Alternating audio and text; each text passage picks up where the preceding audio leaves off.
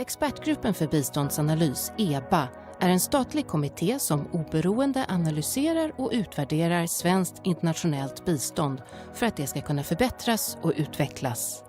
EBA har 10 ledamöter med kompetenser från olika biståndsområden och ett kansli som verkställer besluten. Förutom våra rapporter så ordnar vi seminarier, workshops och möten mellan olika parter. Varje år sammanfattar EBA sin verksamhet i årsberättelsen Biståndsanalys. Den kan beställas från kansliet eller laddas ner på eba.se. EBA har ett oberoende i relation till uppdragsgivaren regeringen, liksom i relation till vad som utvärderas, samt till de rapportförfattare som anlitas. Rapportförfattarna ansvarar själva för slutsatser och rekommendationer i sina studier. Allt vi producerar som rapporter, seminarier och vår podcast EBA-podden finns tillgängligt på vår hemsida.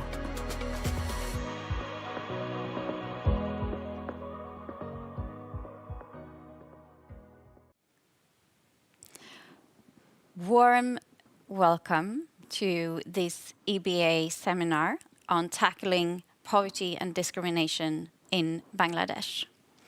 I am really thrilled to be able to present the report up today. My name is Julia Schalk. I've been a member of the EBA committee for a long time, since the beginning actually, and while I'm not anymore, I had the luxury that I was chairing the reference group for this particular report.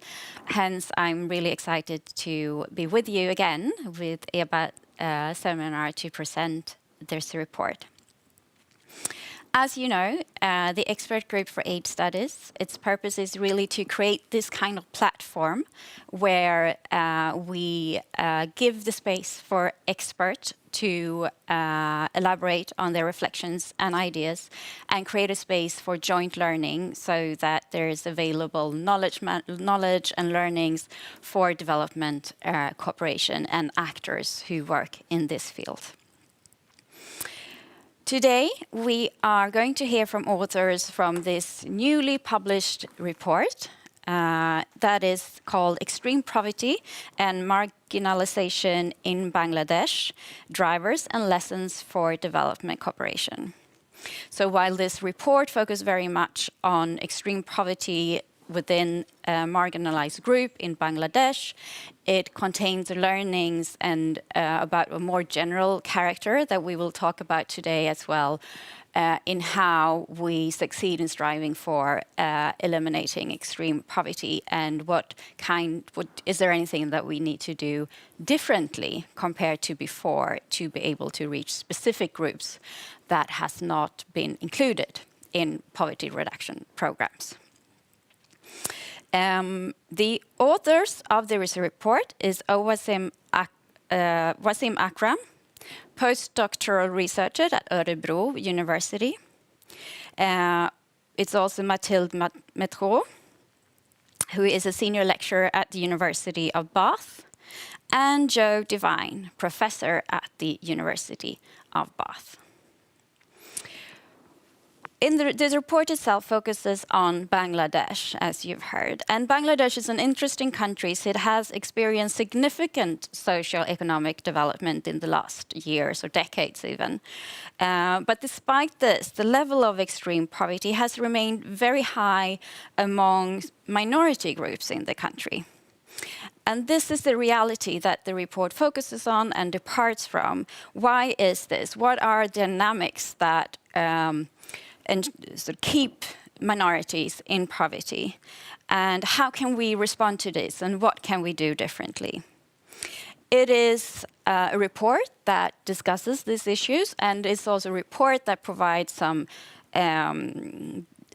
lessons learned for policymakers, and both state actors, of course, but also development partners. At today's webinar, we will first listen to the presentation by the authors. That they will present the main findings of the report. And then we will listen to a reflection on the findings by Meghna Gupta-Kurta, independent researcher and former professor of the University of Dhaka. Then, after that, we will have a panel discussion with representing the donor community. We might also want to invite Joe back to the table. We'll see how the discussion goes. But we will hear from Elina Shea, Chief Economist at SIDA, Gail Martin at the World Bank, Acting Director for Bangladesh, and Mikael Kretzner, Head of Development Cooperation of the Delegation of the European Union, also in Bangladesh. I will stop here because you all want to hear the content of the report itself, and I will hand over to two of the authors of the report, Wasim Akran and Mathilde Metro. Please. Thanks to the chair, and heartfelt thanks to EBA for organizing this fantastic event. It's truly an honor to be here among such esteemed panelists, participants, and audience. But without diving into the lengthy formalities, I'd like to share that our interest in the minority groups is stemmed from our previous research and analysis of extreme poverty in Bangladesh. And in this research that we did recently, we found that for the first time, a statistically significant relationship between the prevalence of extreme poverty and the minority groups' identities. As you can see in this table, that majority of the people in the poorest quintile are from the ethnic and religious minority groups. The fact that these groups' experience of such extreme poverty is not really coincident, but rather it reflects strong structural dynamics, which this research intended to explore further from an emic understanding. And so far, to our knowledge, such a systematic understanding of the dynamics of extreme poverty and marginalization has not really been done before. So in terms of our research questions and goal, what we tried to do in this study is to explore the dynamics that contribute to the widespread poverty among minority groups. We also examined how marginalized communities navigate and respond to these conditions. And finally, we aim to understand how these insights can inform policy development in Bangladesh and across the extreme poverty agenda. So in terms of method, what we did is, considering the diversity of historical, political, and socioeconomic conditions, we selected 3 groups to explore the experience of marginalization. And these are Chakma, which is an indigenous group living in the Chittagong Hill Tracts, the Santal, a plainland indigenous group living mostly in the northern part of Bangladesh, and the Dalit communities who live all over Bangladesh and have different subgroups among them who are equally identified as Dalits. There is no systematic data available in front of us in terms of their actual numbers. And in the last census, Dalits has not been even identified as a category. To make a note here that all these groups have different religions, cultural norms, and practices, and they live in different socioeconomic contexts based on their location and identity. And what we have done is we employed a qualitative case study approach, and our empirical evidence were drawn from 30 life history interviews, 10 focus group discussions, and 10 key informant interviews with various stakeholders. The life history interviews centered on the personal narratives and challenges, providing emic insights into the power dynamics and the lived experience of poverty and marginalization, while the focus group discussion and the key informant interviews offered a broader perspective on structural constraints and barriers to inclusion, addressing sensitive issues like structural violence that they navigate and experience day-to-day life. Our codes and themes during the analysis, it emerged primarily from the life histories, and we then organized these codes and themes according to the SIDA's framework for multidimensional poverty analysis, MDPA, that encompass 4 interrelated dimensions, which are opportunities and choice, power and voice, resources, human security. So let's move to the findings, opportunities and choice. Our findings reveal a clear reality of restricted opportunities and choices for many, stemming from the limited access to productive employment, markets, education, and government services. In terms of employment, traditional livelihoods have been limited by the destruction of agricultural practices. Eventually, these people are often finding themselves in low-paid and low-status jobs. In the market system, experience of unfair treatment is really very common, and they can hardly have control over the price for their produce and services. Dalit businesses are usually less profitable because people do not want to buy from them. Some of the successful Dalits who took themselves out of that poverty trajectory, they always experience derogatory remarks like "Dak dak muchir taka hoyeche," which means the Dalit has got money. This implies that their success is somehow illegitimate and does not grant them equal status, even though they have money and education and high status. While education is seen as a hope and possibility for future social mobility across all groups, yet Dalits and Santals reported minimal chances for their children to rise, even with higher education. There is a quote that came frequently from the Dalit participants, which is, "Once you are Dalit for lifetime." And this echoes the harsh reality that they face. It is no surprise that people's ability to accept power and to have a voice is tied to their identity. Our findings reveal frequent instances of political and bureaucratic neglect that perpetuates powerlessness and voicelessness of the marginalized groups. This neglect is primarily demonstrated by the local power holders, local government officials, local political elite, who are responsible and in control to allocate resources and to decide who to provide with what. There is a prominent quote that came from our research, "Amader সহায়ও নাই, সম্পত্তিও নাই," which means we have no one behind us, nor do we have wealth or assets. This underscores a deep sense of abandonment and absence of guardianship.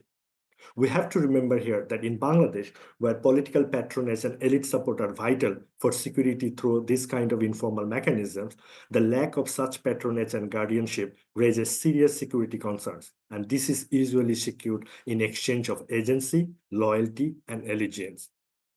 These experiences lead to an internalization of discrimination, and this is how all of them are labeled in different terms. For example, Dalits are labeled as Nichujat, that means they are the people of the lower tier. Chakmas are labeled as Chikonjat, that means they are from a thin or tiny group. And Santals are labeled as Matal or Piche Porajat, that means they are drunkard and backward. Crucially, there is a tendency of alienation that is reinforced by those in power. For instance, one Dalit man shared, "Whenever we go to the chairman for any kind of issue, he instantly shows us the way to India." Obviously, the most vital resource for our participants is undeniably the land. While all participants recounted numerous instances of historical injustices that left them landless for years, land disposition still remains a pressing concern across all the groups. Land still is a major trigger for abuse and violence against the Dalits, Chakmas, and Santals. While Dalits have fewer lands, Chakmas face restriction on the land use. Santals have their land easily stolen or illegally grabbed, or they are not really easily able to lease land because of syndication by the powerful counterparts. All three groups reported limited but more frequent access to seasonal welfare assistance rather than long-term social protection programs, which is really very crucial. For example, almost all participants reported that they had little chance to access long-term social protection programs like food for work, cash for work, or similar public work programs, which are more effective in reducing poverty and offer sustained possibility to escape out of their extreme poverty. Instead, they are receiving seasonal supports like 10 kg rice during the religious festival or one-time support as a relief during disasters and so on. And that's it. And participants are confirming that this kind of tokenistic support is used as an excuse to exclude them from accessing long-term safety nets. And those people are often making these remarks. "Diyechi to, ar koto dibo." This kind of remarks then often becomes the reason to exclude. And definitely, Chakmas and Dalits struggle with limited access to some of the basic services like health and sanitation.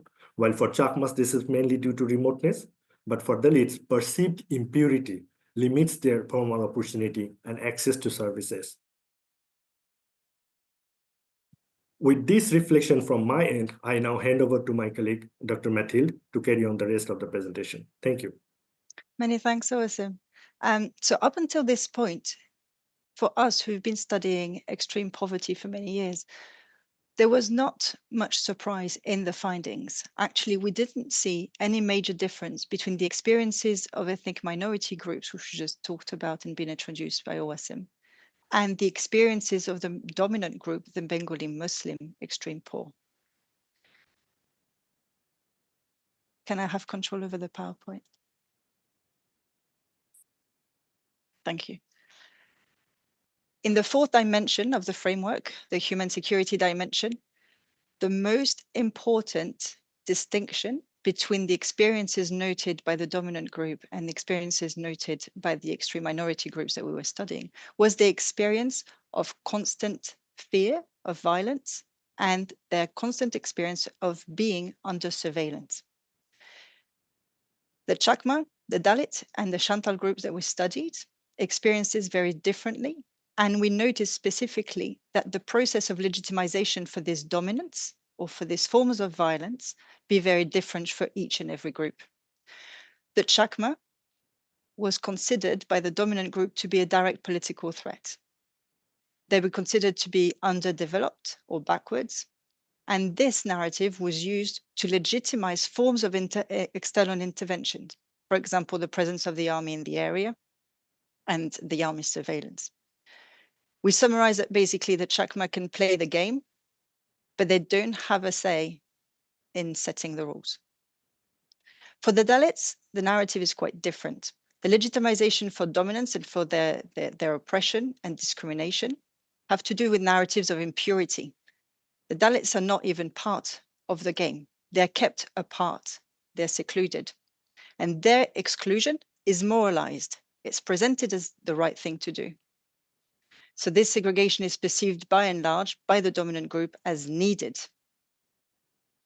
We summarize this finding as saying that the Dalits are trying as much as possible to hide their identities so they can play the game better, but actually very few manage to do so sustainably. The last group is the Chantal group. When we talk to the Chantal group about their experiences of exclusion or discrimination, they by and large rejected these labels. And they were presenting themselves as being included. We therefore understood this dynamic as being an imperfect form of inclusion.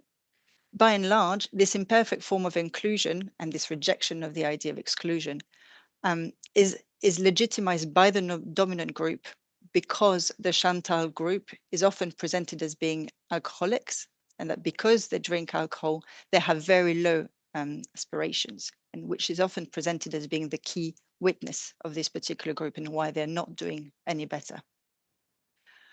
So we summarize this finding by saying that basically the Chantal groups, they're allowed to play the game, but they actually, because they're so weak and because they represent a marginalized group in terms of numbers, they remain a weak group where they can't negotiate their wages and they simply just get less. And we gone, thank you. So we reflected a lot on what this meant for understanding this aspect of security, in this particular case, insecurity for the extreme poor marginalized groups. And so there's three main points that we've presented in the report. These particular groups and their experiences of violence or insecurity is rooted in the fact that the threat of insecurity is an inherent part of their identity, of their daily experiences. And it is much greater for people who belong to these ethnic minority groups than it would be for people who belong to the Bengali Muslim group in extreme poverty. When members of these groups manage to negotiate some form of security through local and personal relationships, brokered often with local patrons, their security that they get from those deals is far more precarious than they would be if they were part of a dominant group. And often those deals are more expensive. It's much harder to break those deals. These dynamics are further legitimized through the hegemonic exercises of power and the various forms of labelings that we just talked about. Those findings have got very important implications. And so we need to take a step back and take some perspective on what we've just said in the context of Bangladesh as we know it today. Historically, Bangladesh has followed a politics of inclusion of minority groups. And what those findings seem to reveal is that by and large, that politics has failed. We think that with the recent events that have happened since last August 2024 in Bangladesh, there could be, maybe, a timely refocus on issues of discriminations and inequalities in the country. But from what we have seen so far, it's far from being the case. And for people who inhabit this new political terrain that's newly forming now in Bangladesh, we see that minority groups and their interests remain invisible and perhaps even further silenced. So the space might not be there for their needs to be further recognized in the future.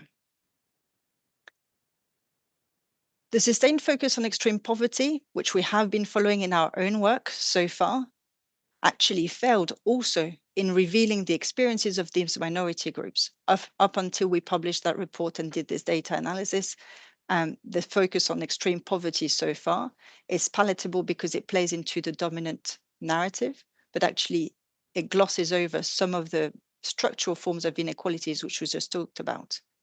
So it seems that this focus doesn't really get us there, and it is too close to this dominant narrative, perhaps. So it is complicit in further silencing these experiences.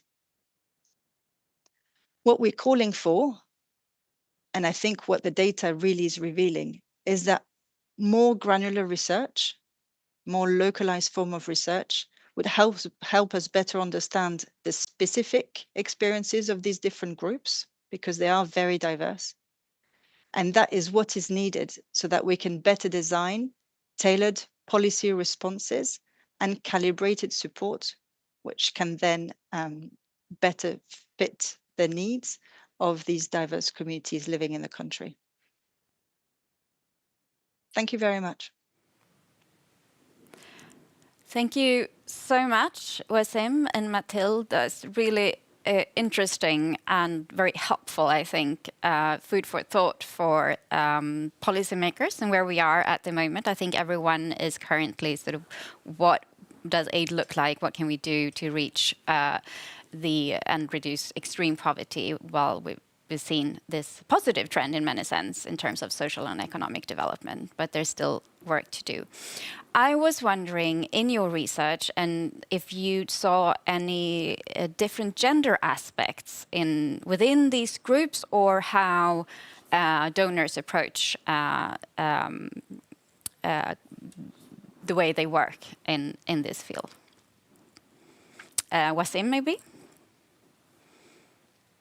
I think the gender aspect was really, as Mathilde has mentioned in her speech, that we do not see really any differences in that lens. So gender prejudice and gender norms are quite common in that kind of angle.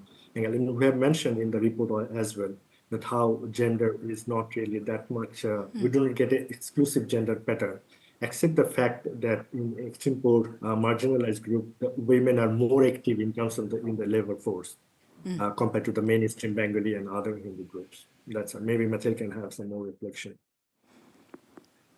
Mathilde? The issue of intersectionality is something that we touch upon in the report, and we have got evidence of the exacerbation of those vulnerabilities which we just talked about for women who belong to these ethnic minority groups.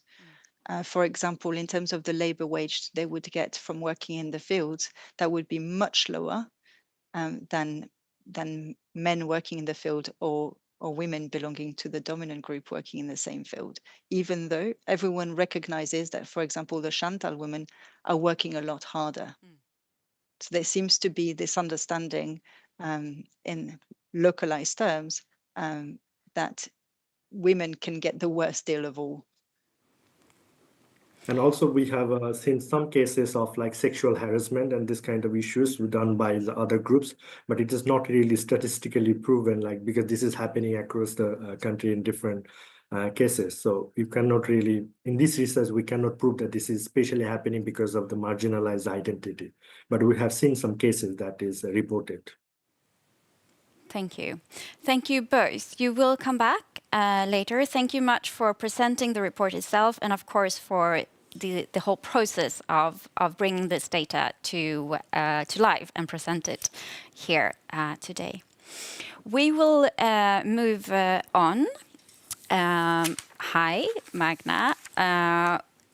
We have asked you to comment with your vast experience of research, among other things. You've done a lot of things, of course, but you've also looked at marginalized communities and minority rights, and you've actually also been a member of the National Human Rights Commission in Bangladesh, so you're very much suited bringing in your knowledge and experience to reflect on this. And we've asked you to specifically reflect on why these general poverty reduction programs have not succeeded in reducing extreme poverty across all groups. Where are we failing? What can we do differently? What types of intervention should we add or do more of to include minorities, as we've seen here in Bangladesh?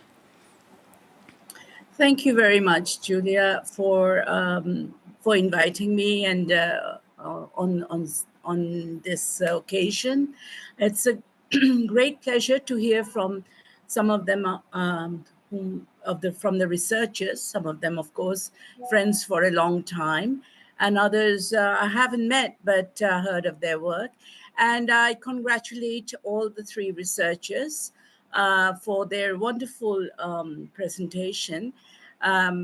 A very important one, and I think a very strategic one at this moment in time, especially because what I found out was that needed to be highlighted from this research is something that I myself, along with my organization for the last 20 years, of Research Initiatives Bangladesh, have been working with Dalits and other marginalized communities. And we have been always focusing on the fact that social discrimination needs to be an indicator of poverty. Something that the poverty discourse has failed to do up till now. The poverty discourse, including and specifically the extreme poverty discourse, has concentrated mostly on quantitative definitions of poverty and sometimes categorizing them into their own boxes like ultra poor, medium poor, or sorry. But what we found out that the way the research has described of the internalization of discrimination and based on communities, a majority versus marginalized communities, and how this has led to the very marginalization of groups has not been taken into account in many of the donor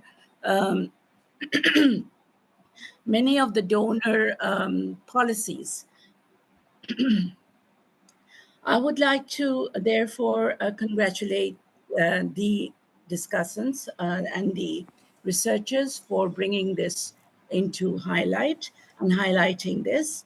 The other thing that that comes to my mind is that inclusivity. Now, inclusivity has been on the agenda, in the development agenda of Bangladesh, but it has been there from the human rights lens, from the point of view of human rights. So there has been many development agenda which has been focusing on the rights-based approach. Somehow that has stayed separate from the extreme poverty discourse. And that is why we have not linked up this marginalization of these communities and social discrimination. And therefore, I think it is very important that this research has done exactly that. Linked up somehow the rights-based approach to poverty along with the extreme poverty discourse. Extreme poverty discourse is not only looking at how the means and livelihood of people, but also how a community a particular community, a specific community, fails to access resources which they need for their livelihood, which they need for their employment, etc. So I think this is a very important research, and I think we need to take account of these two linkages very very well. I hope we have the audience here and the also discussants among our development partners who will now take this into account. Finally, two basic points that has been also talked about. One is gender. I do happen, and I agree that these the research has looked into three particular communities of different natures, but at the same time, gender is very important to all three of them in different ways. So gender is something to be considered when we look at the poverty discourse, and we do think that, for example, there is gender biasness and there is gender discrimination evident both in terms of outside communities versus internal community. There is gender discrimination that is internalized within the communities themselves. So women in a Dalit community would be discriminated against from outside, more on the basis of their class, on the basis of their caste, as well as in their own internal caste discrimination. So there are ways that these, and I agree that more research needs to be made on these subjects. We and many other organizations who work in this field has realized it, has come upon them, but they needs to be researched in a much more general way, in a much more academic way, so it reaches the policymakers in a very, you could say, in a very as a form of discursive practice. And that is what is needed. And I think that is what is meant by paradigm change. Joe can also enlighten us in that what aspects of paradigm change he means, but I look upon it as a kind of paradigm change too, but one that needs much more discursive practice than has been reached so far on the issues of extreme poverty. Thank you. Thank you very much, Magna, for adding that perspective. I think it was very interesting hearing you saying that the rights or human rights-based approach or community has not linked up to poverty reduction programs, so there's a de-link. And I hope that we can discuss that later on in the panel, also to see if the representatives of the donors see that this holds some true in the way that they work. It's a very interesting aspect, I think. I was wondering, though, to add as a question, one of the findings that comes out from the report is very much also the lack of voice, the lack to be able to influence the respective realities that these three different groups hold. And it talks about accountability mechanisms or creating space to hold or to share that voice.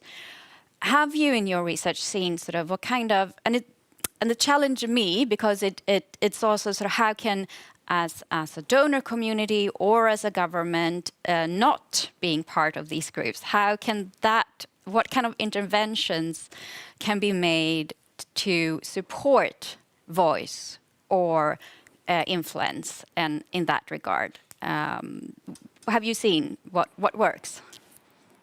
Thank you very much. A very relevant question, and one that follows from what has been said earlier.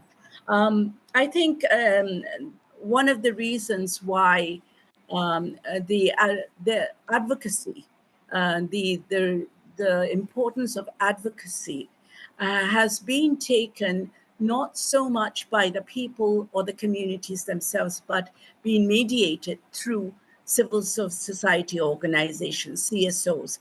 In Research Initiative Bangladesh, we had been practicing action research, and therefore we had made it a point that the people themselves find not only the voice, but the means and channels through which they can make their own advocacies. But one of the problems there is that they're not taken seriously, or sometimes, as they said themselves, not even given an insider, not even let inside the policy circles.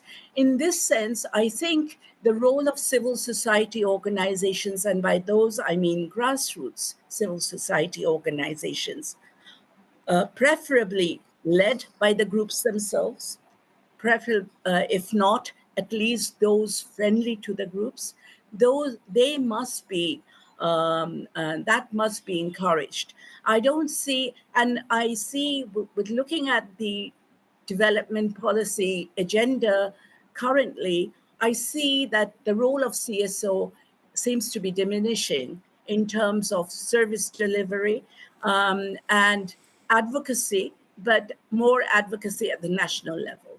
I think a lot of local advocacy needs to be made for these groups, for these communities, in order for their voices to be brought into the limelight, to be brought into the policy agenda.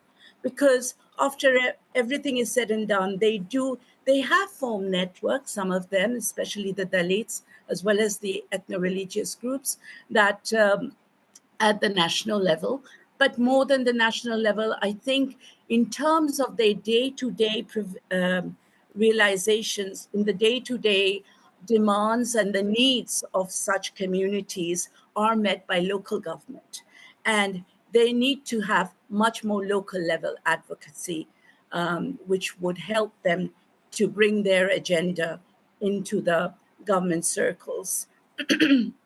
I think there has also been a problem about the government circles because state has penetrated much more than the time that we thought of the policy of extreme poverty. Extreme poverty arose at the very beginning when Bangladesh became independent, and there were these extreme poverty groups.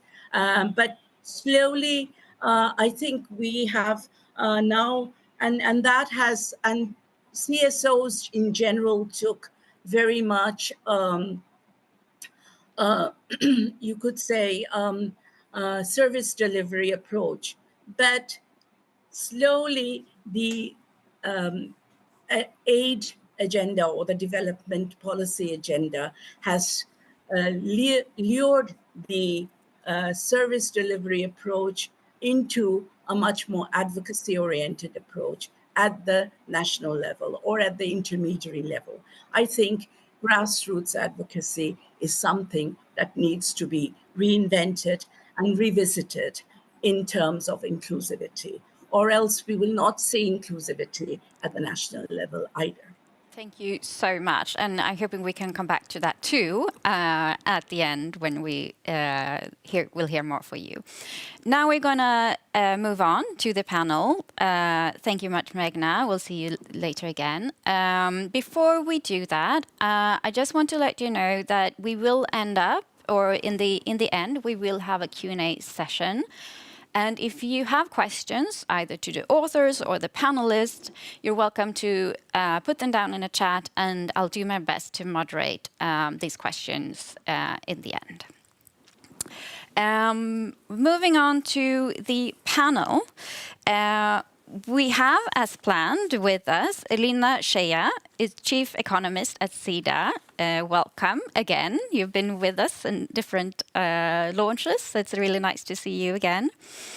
Elina has many years of experience with working with issues employment, the multidimensional poverty, very relevant, of course, for the topic of today, and inclusive growth at SIDA and ILO and the World Bank. And she holds a PhD in economics from the University of Sussex. Welcome to this discussion. We also Thank have, you for having me. of course, we also have Mikael Kretschner, who is Head of Development Cooperation at the delegation of the European Union in Bangladesh. He has worked for the European Commission for 3 decades in areas such as EU enlargement, education, sport, international development. So a very broad portfolio. It will be very interesting to hear how you bring that experience and how you see this topic. He holds a doctorate in law from Charles University in Prague, Czech Republic. Thank you very much, Mikael, also for joining us. We have a slight change in terms of speakers. Unfortunately, Gail Martin has received a very late hinder to participate, and of course is very sorry not to be able to do so. Instead, we have asked the third author of the report, Joe Devine, to join for this panel. And as I said in the beginning, you're a professor of University of Bath, and of course know the topic very well since you were part of the team. Welcome, everyone. I would like to start with a quick round to all of you.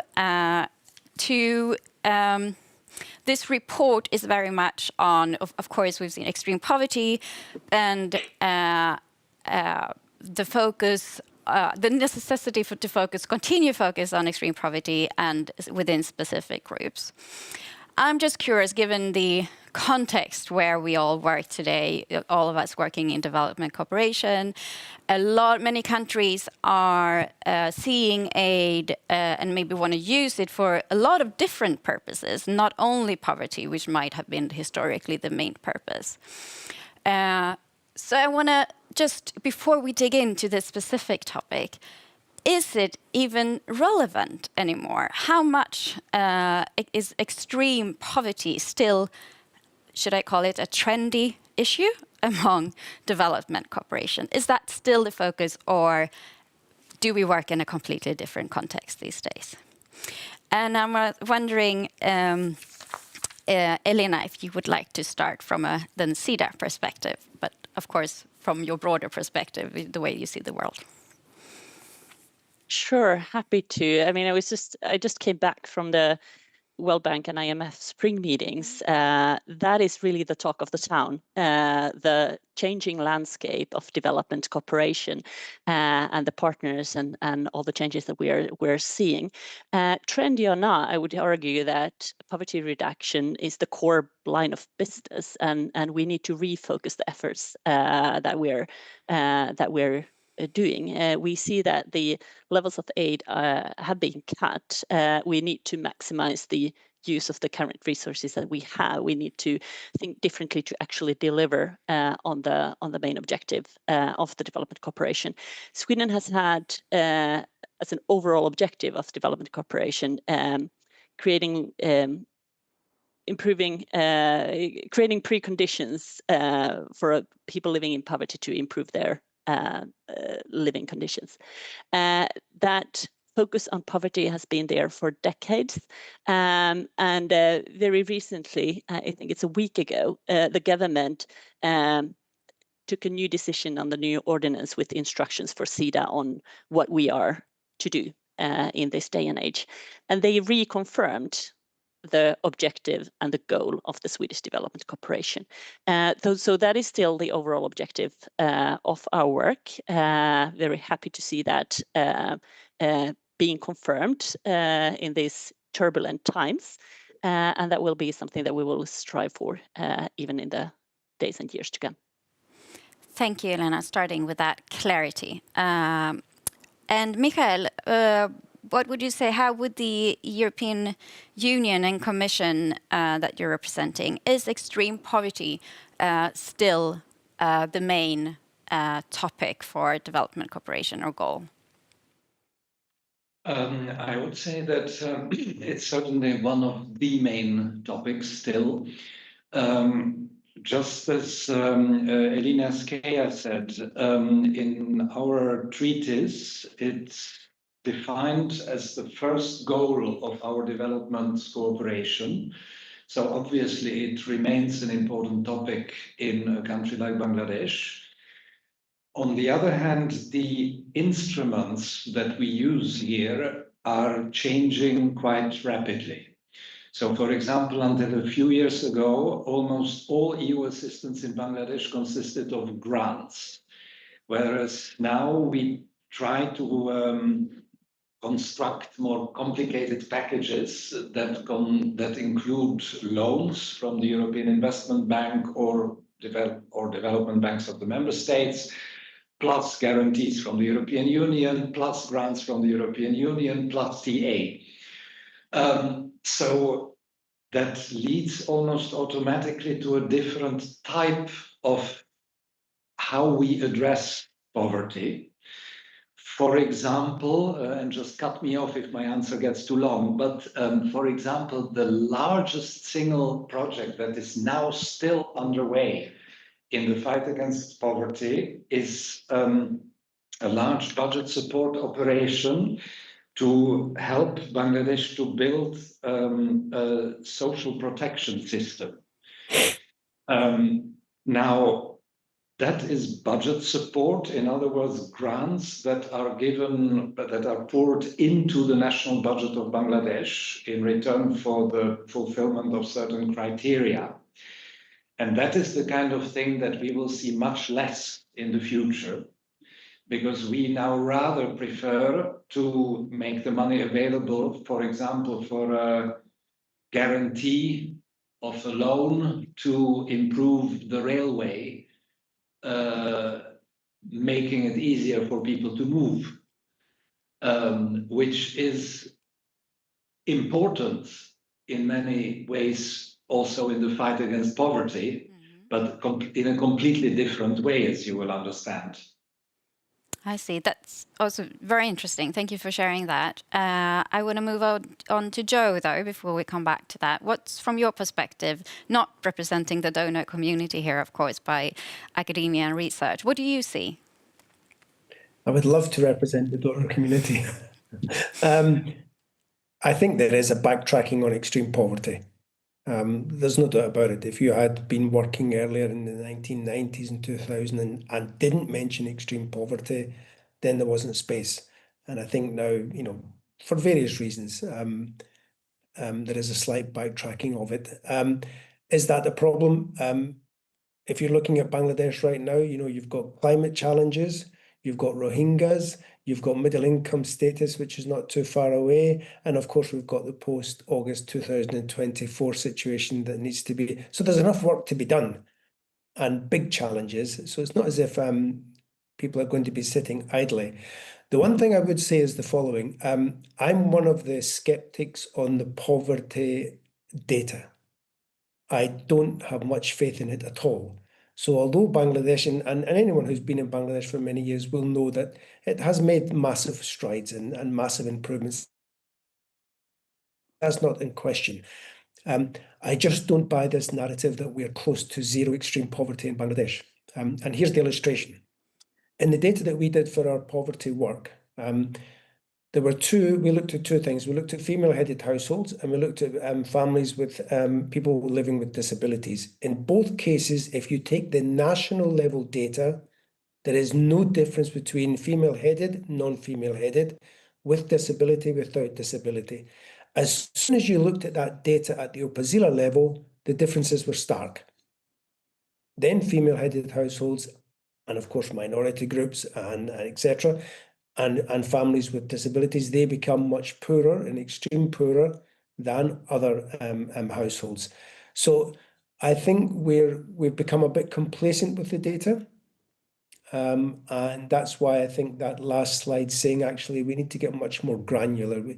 Bangladesh should no longer be reliant or trust, I think, its national level data analysis. It needs to get much lower down to start working out what's actually happening with poverty. Having said that, as I said at the beginning, even at that last national level, I have some suspicion and I don't have the confidence that many others do on what that data is telling us. May I react to that? Because I would like to add there that I not only fully agree with what Joe Devine just said, but actually here in Bangladesh, this lack of reliable data is quite amazing. So it already starts with the population, could be anywhere between 160 million and 190 million. Nobody knows, simply. GDP, after the revolution last summer, there were recalculations, and it seems that while the old statistics implied that GDP per capita is the same as in India, actually it's 30% lower. So that's quite a difference. And when you look at poverty, it's the same picture. We just don't know because, and now if I may turn to the topic of today, according to the data that we use here at the EU delegation in Dhaka, the number of Dalits is probably somewhere around 6 million, obviously all of them Hindus, which make it a special group. And I found it surprising that the authors of the report did not make the link between Dalits and Hindu. At least I didn't hear it. As far as I know, all Dalits are Hindus, but correct me if I'm wrong. Chakmas, something completely different, roughly 600,000, but quite strongly present in a small part of the Chittagong Hill Tract. And they're still in control of quite an impressive social structure, starting with a king and a queen and all kinds of other traditional structures. So a completely different reality. Which leads me back to the statistics.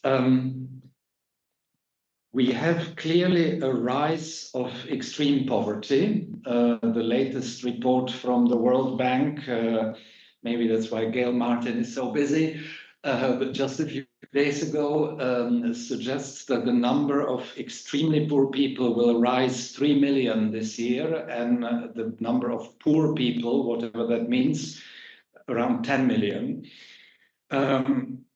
But you have to look at where these people are and what they are doing, and that's where I think we enter the world of guesses. Because having traveled through this country, I mean, if you go into a really miserable part of Dhaka, then maybe people there, in theory, make 3 times more money than in a Chakma village in the southeast. But most likely those people in this village in the southeast will have a much higher standard of living, because practically everything they consume, they grow themselves, they exchange things on a barter basis. So they are outside of the formal economy completely, or let's say 95%. So they look very poor on paper, but the life doesn't look so bad. So I would just like to add this element here that in Bangladesh one should never forget that data are just very difficult to get and very unreliable. Thank you. That's a very important thing to point out, and I think it's true for Bangladesh, but it is a challenge for many countries, I think, to find that more both sub-regional, local data available, moving beyond what we understand from a national context. So it's very good. I was wondering, Elina, we heard previously that from Meghna that there was sort of a de-link between poverty programs or poverty approach and human rights approach. And SIDA in Sweden has obviously had this multidimensional poverty analysis as used. Do you think, can you see that from a Swedish or SIDA perspective as well, that there's a de-link that we need to work on, or has this approach helped SIDA to combine the two? It's never easy, but as you were saying, that is our answer to the problem or approach to address this issue simultaneously. I mean, the human rights-based approach encompasses the whole analytical framework. And I was really happy to see that analytical framework was also used in this this study by outside researchers who adapted that, and just seeing how it plays out.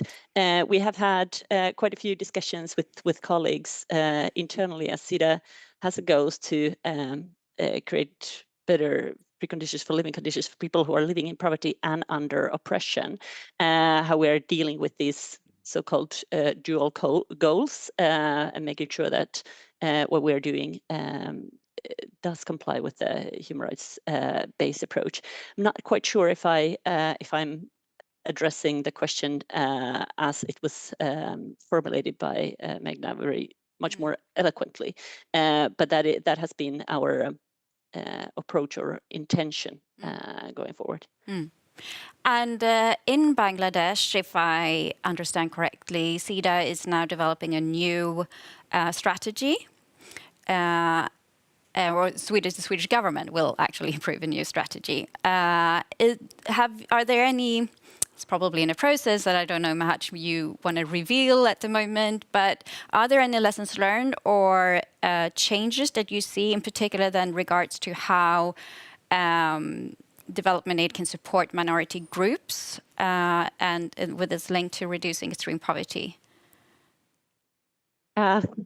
If I had the information about the new government strategy, well, I couldn't reveal it because that is a decision that is made outside of the agency. It is our political masters who will decide on that. What we are doing on this side is to provide analytical premise for that, and we are currently reporting on our activities at the so far. And I would like to echo some of the things that colleagues have said about the changing landscape of poverty. I wouldn't want to give you the idea that it's all nice and dandy and we're back to the strong poverty discussions we had previously. We do have different types of material to work on, and also different types of instruments to use in order to get to our goal.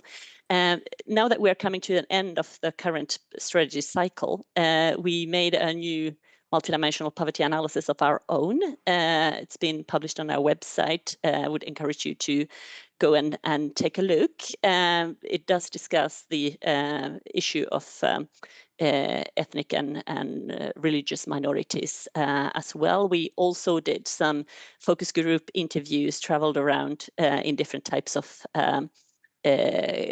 different parts of the country to get a better idea of what is the current phase of poverty in Bangladesh today.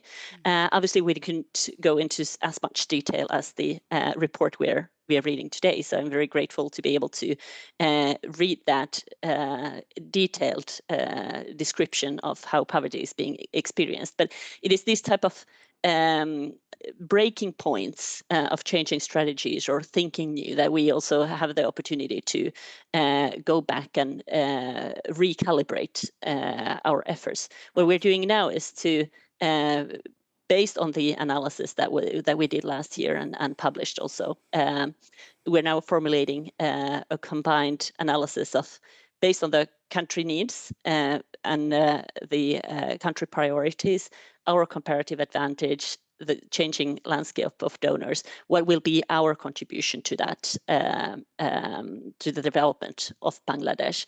And that is something that we're aiming to do by the end of the year, to come up with a development offer of our contribution going forward. Thank you, Elina. Joe, the reports talk about this. If we talk about this class, I don't want to call it classic, but maybe sort of the need for both strength and institution. You talk about the welfare support and how that fails to reach or include minority groups.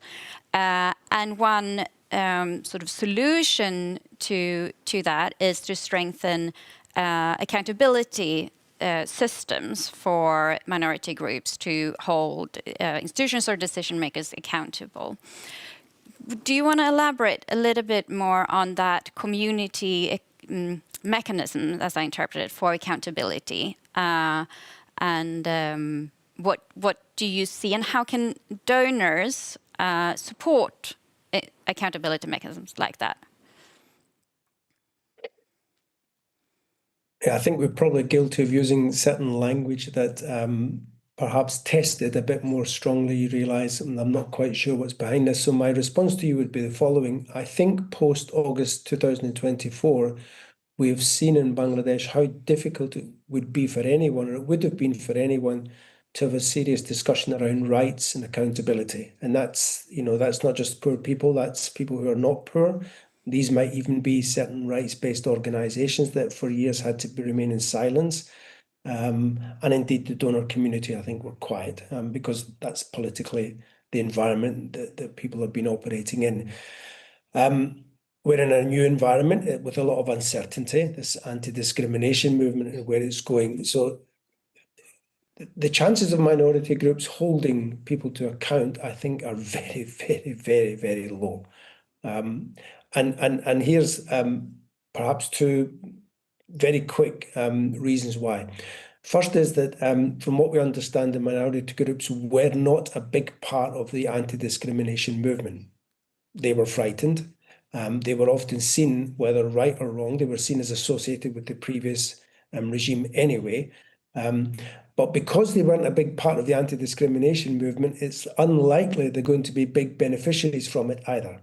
And from our anecdotal bits of inquiry into this, those that are leading some of the anti-discrimination movement don't have minority rights as part of their big agenda. That's certainly not the case at the moment. That's the first thing. The second is, and it was brought up in the presentation, this idea of minority groups living constantly in fear. I mean, we have to take grasp of what that actually means. This means people who are basically guarding their villages or their hamlets or their neighborhoods all night, every night of the year, because they're frightened in case something else will happen. Will it happen? Who knows? It doesn't matter. The point is they're frightened. Now, if I'm in a situation, I just try and imagine this myself. If I was in a situation of 24/7 fear and having to kind of work that one out, would I be the one to stand up and ask for my rights to be enacted in front of a majority community? I don't think so. So the whole thing about rights and rights agendas and accountability is that they have to be enacted, not just written. And I think the possibility that minority groups have the confidence to go up and say, I have these rights in front of a majority group in Bangladesh right now, again, I think is close to zero. So yes, we use the word that we need to be more accountable, but I think there's a lot of, Meghna talked about action research. There's a lot of work I think that has to be done around building relations and confidence about, I can have that confidence that my rights will be enacted if I can articulate voice around them. And I suspect people can articulate voice, but they have no hope of them being articulated. Thank you, Joe. I think that's exactly why I want to keep this subject, because it's easy to say we need to support group, we need to build that community voice. Well, in fact, it is very challenging for many aspects, especially coming from the outside and not having any linkages probably to that. So I'm wondering, and civil society is then expressed as a solution to that. Well, civil society, and that also comes out in the report, is often very dispersed. In my experience from Bangladesh, is there are a lot of civil societies movement that have been supported from donors. So I'm wondering then, back to maybe that question is for both Elina and Mikael, how in supporting civil society, Mikael, you didn't actually mention civil society in your introduction of how you work in Bangladesh, but if you do, is there a way to ensure that this support that is provided to civil society is supporting, if not directly to, but at least supporting community-based movements or advocacy, or if possible, even, and also then linking up to Joe's, he mentioned security aspects, sort of what are there ways to support voices from these minority groups? Mikael, do you want to start? Yes, sure. Yes, indeed, we work quite a lot with civil society, but one has to distinguish several types of civil society here in this context. So I think our best experience, and I will give you a couple of examples regarding these minority groups, is to work with semi-state organizations that have the status of CSOs, but would maybe not be quite considered CSOs by everybody in academia. A very good example is PKSF. It's a very large organization represented practically everywhere in Bangladesh. Which has strong programs through regional organizations supporting mainly livelihoods, as they say, income generating activities and basically resilience at the local level in poor areas. So through them, we are implementing a large, very traditional development program called Pathways to Prosperity for Extremely Poor People. This is a program with a sizable budget, around 25 million euro for 3 years, roughly. And we are approaching the end of the period. So just to give you a few, I think, fairly interesting figures, among the households that were selected, because we went to that level of detail when designing the program in detail with PKSF. So among the households, there are 3,700 Dalit households. So they were exactly identified. And when we look now at the results after these interventions for income generating activities, also health, nutrition, community mobilization, we see, for example, that the extreme poverty rate, according to PKSF, though, again, I'm not saying all statistics can be trusted fully, but according to PKSF, extreme poverty rates among these households dropped from 45% to 18%. Child stunting, and there, by the way, we can cross-check with United Nations statistics, from 67% to 45% after 3 years of implementation. So these are fairly impressive results, I would say. To make the comparison, we also have certain projects with the more independent civil society organizations. Frankly speaking, the results are not necessarily so good, and I think it is because of what Joe Devine was describing before. If you have an organization that says we are specifically here for women's rights and rights of ethnic minorities, in today's Bangladesh, they are going to run into a wall very quickly. Whereas if you work through the kind of organization like PKSF, which works mainly for the majority population, but is willing to seriously also cover the minorities, then I think the chance of success and the chance of doing something sustainable is much higher. Thank you. I'll pose the same, Elena, if you quickly want to sort of distinguishing civil society, ensuring that you're actually supporting community voices. Do you have thoughts on that? Funny. I think we do need to work with different strategies to reach out to people who are still living in poverty in today's Bangladesh, both making sure that we have broad-based programs that ensure that the services and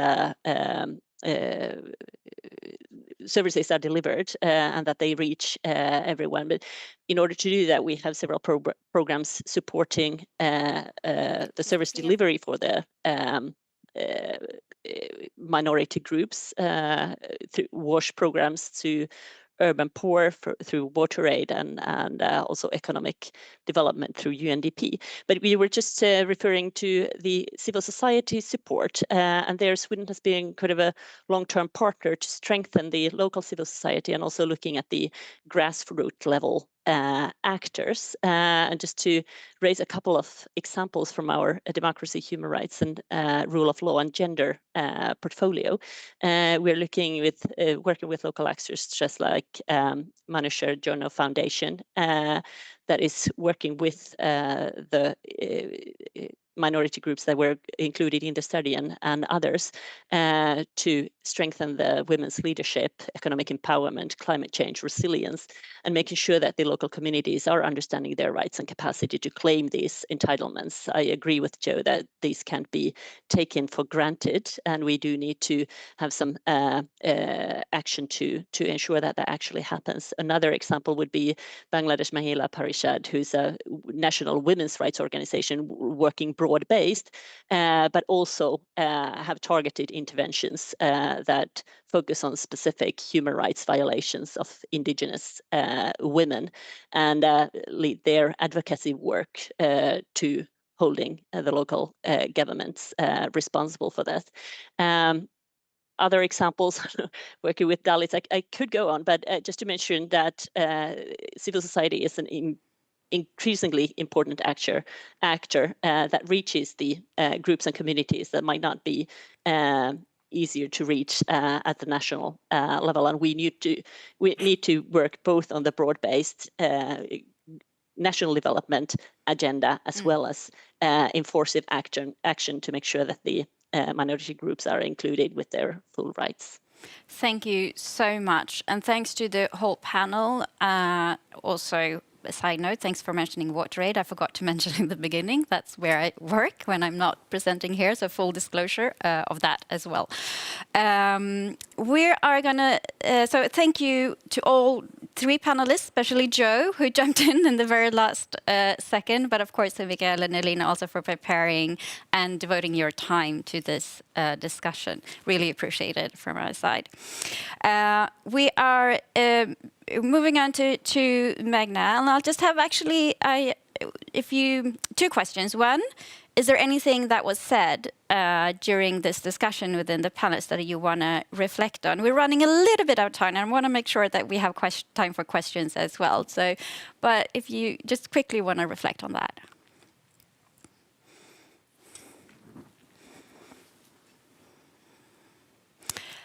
We can't hear you, Magna. Sorry, just give us a second to see.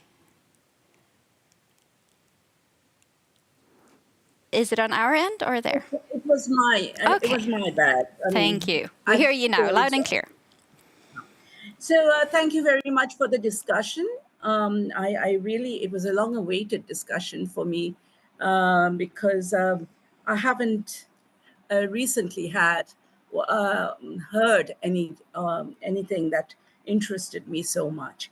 But going straight to the point, there's one interesting factor that came out was the comments about data. But I would also like to interject here, saying that, yes, about the falsity or the true data, what is actual data, there's confusion about data. Whatever the data is, there's also fluidity of the situation, and which is there both in terms of poverty dynamics as well as political dynamics in Bangladesh. And by that, I mean that the pandemic, we tend to forget it, but the pandemic created new poor everywhere, but especially in Bangladesh. That never got recorded in any data, not yet anyway. Then there is climate change, which is pervasive, which has become structural, and climate change is creating changes in terms of livelihood, in terms of migration, in terms of demography. Where does the data go there? And where does inclusivity go there or anything? So I think that for future agendas of development, in terms of data, in terms of we need to take this more into account. I can't go into details on this because of time factor. I'm very happy that the representative of CEDA is here also, because, you know, when Bangladesh became independent, there used to be something called the like-minded group. And Sweden, Norway, and Denmark was very much part of it. And they led the way where into a new kind of development, which then later was developed into human development, you could say, not so much as infrastructure development, but looking at the human and gender aspects. We don't see that CEDA there anymore, nor do we see Norway there anymore. In fact, they are, I don't have any recent connection with the groups, but at least I know that they are deconnecting, or disinvestment is there in terms of aid. And so how does one deal with that? Given your new strategy, I hope they will take into account that where and focus more into where you put your money, and behind whom and behind what principles. And finally, I have the thing to say about the political situation, the recent ones. Our EU representative has mentioned the PKSF and more state-led NGOs or state-led initiatives, you could say, of development, where he can trust. But where is the state now? I mean, which state are you talking about? What principles of state are you talking about? Obviously, we still have an election where a representative state will come into being. What will the nature of that state be? So can we continue to talk about development in any way unless we get our acts together into the politics of representation? I'll just stop here. Thank you so much, and for those words. With that, I would like to see if we can get the everyone who has spoken wonderful here to see. We have some questions coming in, and there was a question on the difference within these different groups. Sorry, I got another question too, exactly. So this is to the authors mainly. What are the distinguishing characteristics between the poor and the non-poor within these minority groups, given that a small proportion of them also belong to the fourth and fifth quintiles, the person who wrote this question asks. Wasim, is that question for you to reflect on, or if that was something that you even looked at? I think Joe and Mathilde should take these questions, because it's about that. Sure. Mathilde?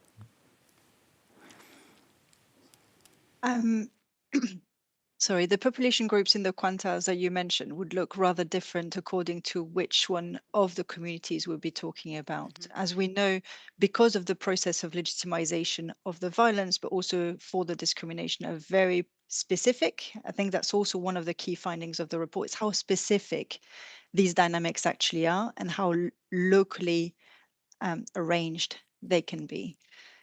In that same view, therefore, the way that some of the members of these community can do better than others will also be very much locally negotiated, and the extent to which they can and the extent to which they can negotiate, for example, as Wasim was presenting earlier, forms of guardianship or patronage in order to get inclusion within that society. I'm not saying it can't happen. I'm saying the costs and the risks in doing that is much greater if you belong to those groups than if you belong to the most dominant group. So forms of education, schooling, for example, can play a big role in helping some of them escape extreme poverty. How sustainably, I don't know. From other work that we've recently done on these issues, we can see that even though some of these groups can get more and more access to education, that doesn't necessarily result in better employment opportunities later. And so you end up with having people who've got degrees and still sitting in their villages and working the land, because there is no employment opportunity if you're a part of an Orang or a Chantal group. And these are very limited. And also, if you're a Dalit, for example, one of the key ways of escaping extreme poverty, or the threat of staying in extreme poverty if you're born in it, would be to hide your identity or to convert to other religions. That is not a choice that everyone makes or can make. Social mobility is very much dependent on the type of opportunities that different people get access to. So there's a bit of luck, there's a bit of localized dynamics. And we need more granular data in order to better understand how those different life trajectories can be shaped. I think it's a great question. Very, very. I thought it was very interesting. Thank you also for that elaborate answer. Magna, there's a question for you. You mentioned the failure of the human rights-based approach to address extreme poverty. We said that there was a de-link. Would you want to elaborate on that? What has actually failed and who has failed?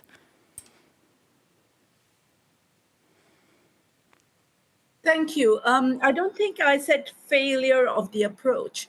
I think what I meant was that the linkage between the human rights approach and the poverty approach was not made. So the human rights, and I actually meant it more as a critique of the extreme poverty approach, that the human rights approach came into being, was functioning with the principles that we are talking about should be happening, but it never related itself to the extreme poverty point of view, that those programs which were looking at extreme poverty.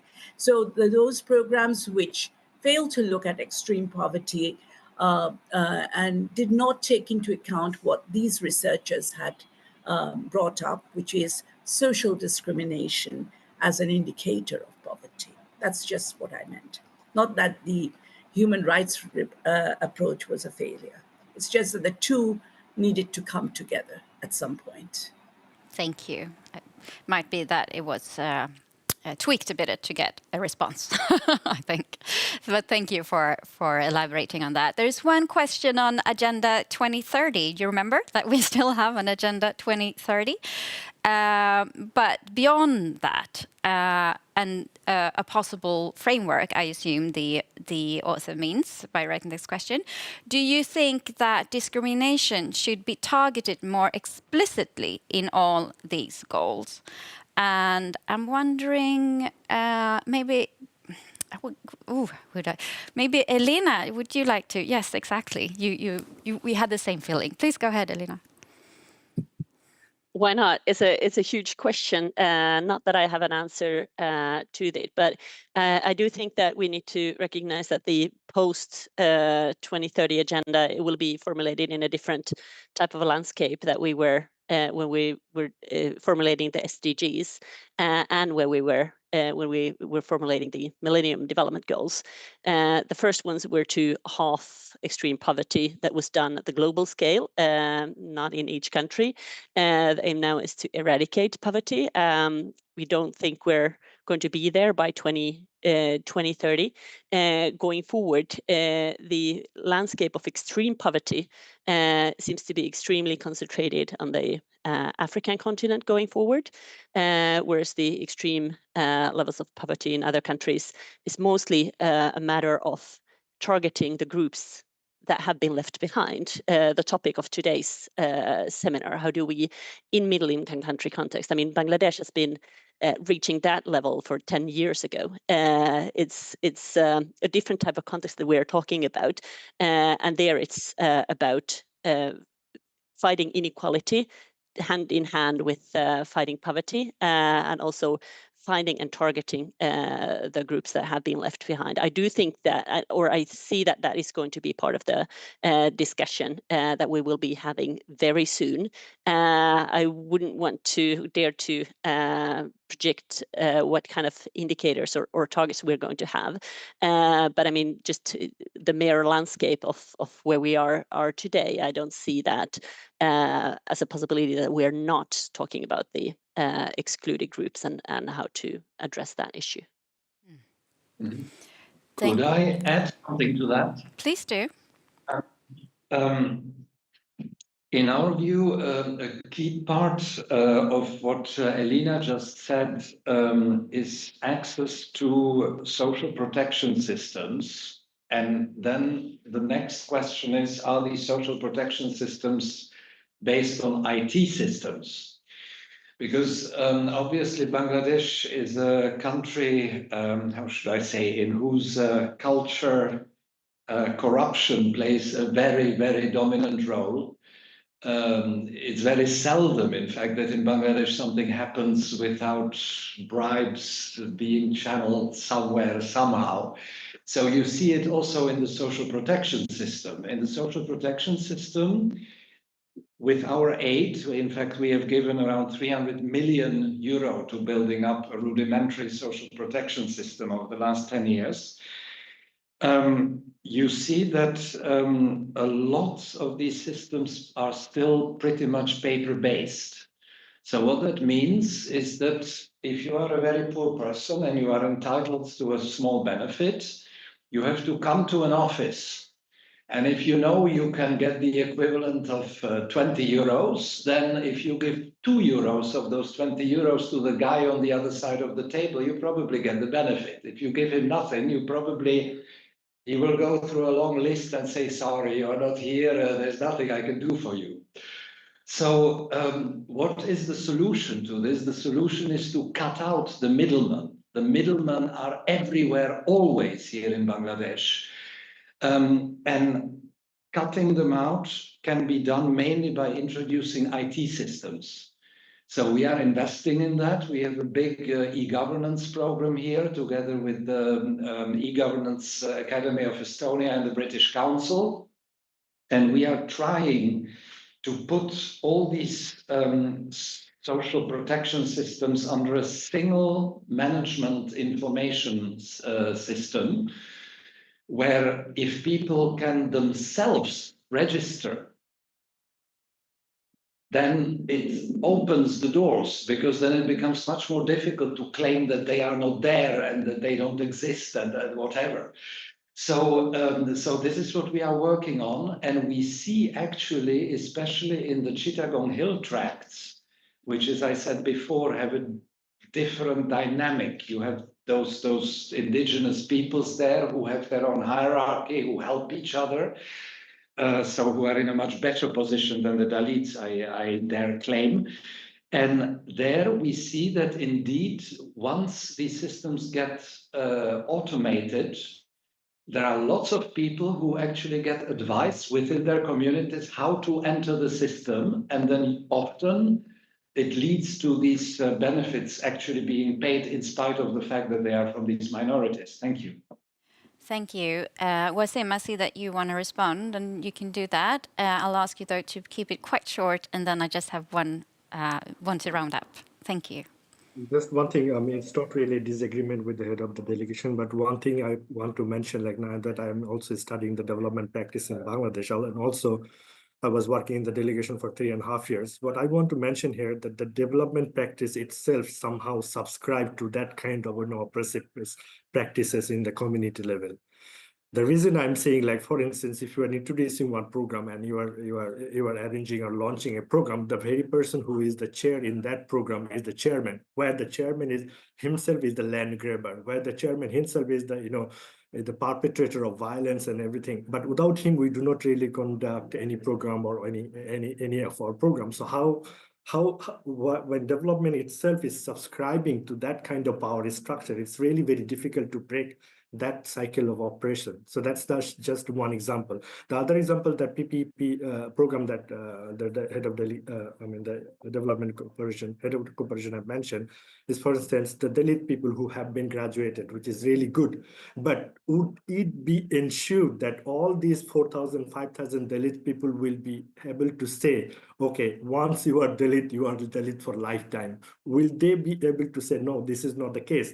Once I was Dalit, now I am a human being, now I am a citizen of the country. And that's where the human rights approach really comes in. Where does the development cooperation approach deal with this kind of issue? That's really matters a lot. Thank you. Thank you, both of you. I'm sorry that I need to round up once we actual discussion start. That will be interesting to continue, hopefully, in a different fora. Just as I want to say, there was a question on the future, and given the new political environment that is now in existence since August last year, and elections coming up. Unfortunately, we will not have time to that. I just want to say that we did discuss this within the reference group, whether we should comment this in the specific report, but the data and the analysis was done before. But obviously, given that there is a new context, we're hoping for a revitalization maybe through this report of opening up a discussion for also minority groups' rights. And that the people listening and participating in this panel can take that into their, as food for thought for decision making. With that, I would like to thank you all, panelists, and very much, of course, the author for the job that you've done here and for sharing your learnings. Keep an eye on the EBA website for more information about new exciting reports.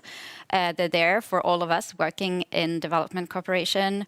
Also, there's a link to, you'll find there to the podcast, EBA-podden, which is also very useful, I think, personally, for learning more. Thank you, everyone attending, everyone participating. It's been a pleasure.